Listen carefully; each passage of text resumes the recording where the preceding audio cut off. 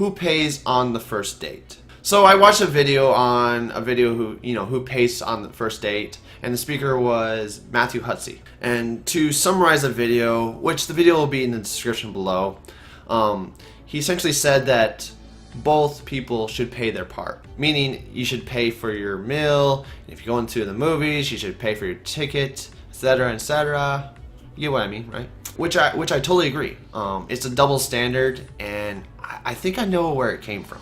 Not too long ago, like in the 1900s, women were expected to be, stay-at-home mothers and not work. I mean, not work in the workforce. Maybe because, being a stay-at-home mother it's still a hard job, obviously. So majority-wise, men had all the money. So essentially, when a man takes a woman on a date, he would pay for it because he has all the money. So nowadays, women have the same-ish opportunities as men in the workforce. And I say same-ish because there's still sexism out there. And I don't think we will totally extinguish it, but it's progressing. And I don't know. I can't say what the future will hold. So what I'm getting at, it's just a cultural thing now that a man has to pay for the date, which does not make any sense anymore. So both parties should have to pay if they have the money. When I say if you have the money, so let's just say you are really behind on bills and you cannot afford a date. Just let the other person know. Because if you said that to me, and if I really like you, I will just pay for the whole date, and the next date, and the next date. Because essentially, when you came up to me and said that, you essentially are saying, like, if you had the money, you would pay for the date. And I essentially like that in a person because they are trying. I'm going to go on to another point.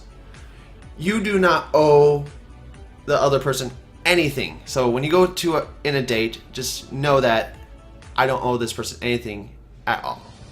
So yeah, not too long ago, one of my friends who happened to be a girl, she told me that if a man pays for a date, then the woman is expected to sleep with him. I was like, what? I was like, I didn't even know that. And she said it was common sense. I was like, oh, what? If said person cannot pay and pays for sex, what does that say? Is it wrong? Well, if people consent, it's not bad, but it's not a good base for a long and healthy relationship, in my opinion. If you are looking for a person to love, then you better really like this person, or love them, of course. And if you're gonna have sexual relations with this person, you don't want someone to feel like they owe you, or that you owe them anything. You want someone to accept you for who you are and love you. You don't want someone just to owe you it. It's like, what? No. Let's just keep dating simple. Dating is finding someone you can truly love for life. So let's not worry about the money, and let's not worry about owing them anything. Just pay your part for the date and just get to know the other person. So find out they have the same goals as you, their personality matches yours, and more importantly, notice how happy you are with this person.